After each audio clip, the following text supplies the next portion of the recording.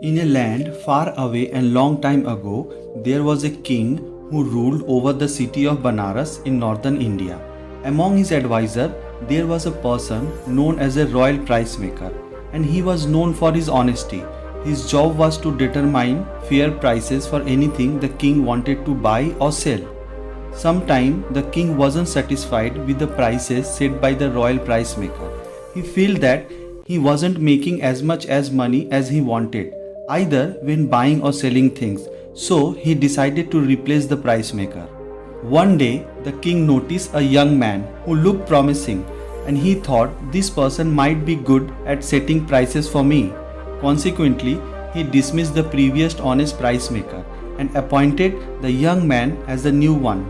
This new price maker believed that he needed to make the king happy by setting very low prices when buying and extremely high prices when selling. As a result, he set absurd prices without considering the actual value of things. He made the greedy king very rich and content, but it made everyone else, including the king's advisor and the other common people, very unhappy. Then one day, a horse merchant arrived in Banaras with 500 horses to sell, including stallions, mare, and colts.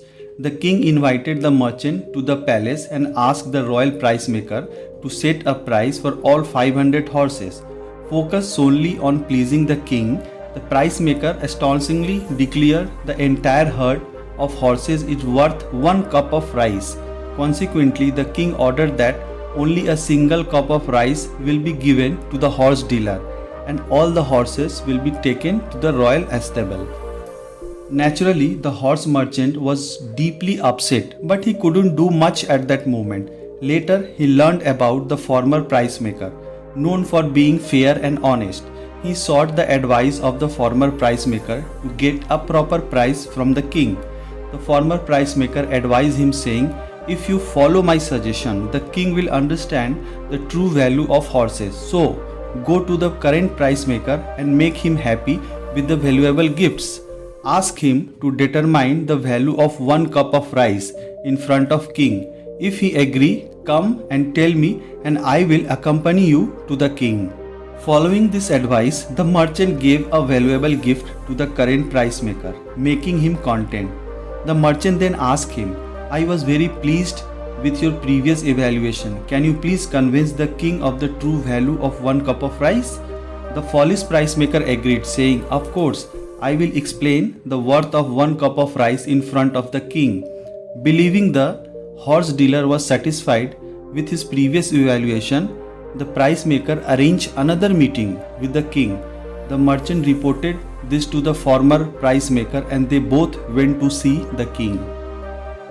In the royal meeting hall, in front of all the king's advisor and the entire court, the horse merchant addressed the king, saying, "My lord, I understand that in your country my entire herd of 500 horses is worth 1 cup of rice. Before I depart for home, I would like to know the value of 1 cup of rice in your kingdom." The king turned to the current price maker and inquired, "What is the value of 1 cup of rice?" The foolish price maker, eager to please both the king and the horse dealer, had previously valued the herd of horses at 1 cup of rice. Now, after receiving a bribe from the horse dealer, he wanted to satisfy him as well. So, he responded to the king with great pomp, saying, "Your worship, 1 cup of rice is worth of entire city of Banaras, including your own place and all the suburbs of the city. In other words, it is worth the entire kingdom of Banaras." Hearing this, the king advisor and wise individual in the assembly burst into laughter, clapping their hands and slapping their sides. After their merriment subsided a bit, they remarked, "Earlier we believed the kingdom was priceless, but now we learn all of the Banaras with its grand palace and mansions is worth not more than 1 cup of rice. The decision of royal price maker is truly bizarre. Where did your highness find such a man? He is fit only for pleasing a king like you, not for setting fair prices for a merchant who trade horses across different land." So friends, Learning from this story is we should not blindly believe on someone around us because they may be toxic, can harm this way or other way. They might silently fooling you and may lead you in such a condition where there is no comeback. So please keep distance from such people in your life. So here are 7 tips to identifying and managing toxic people around you. Point number 1, preserve your moral power. Point number 2, communicate directly. Point number 3, document toxic behavior of people around you. Point number 4, don't take their behavior personally. Point number 5, give them honest and direct feedback. Point number 6, never disrespect toxic team members. And point number 7, handle yourself, not everyone else. Thank you for watching and stay happy.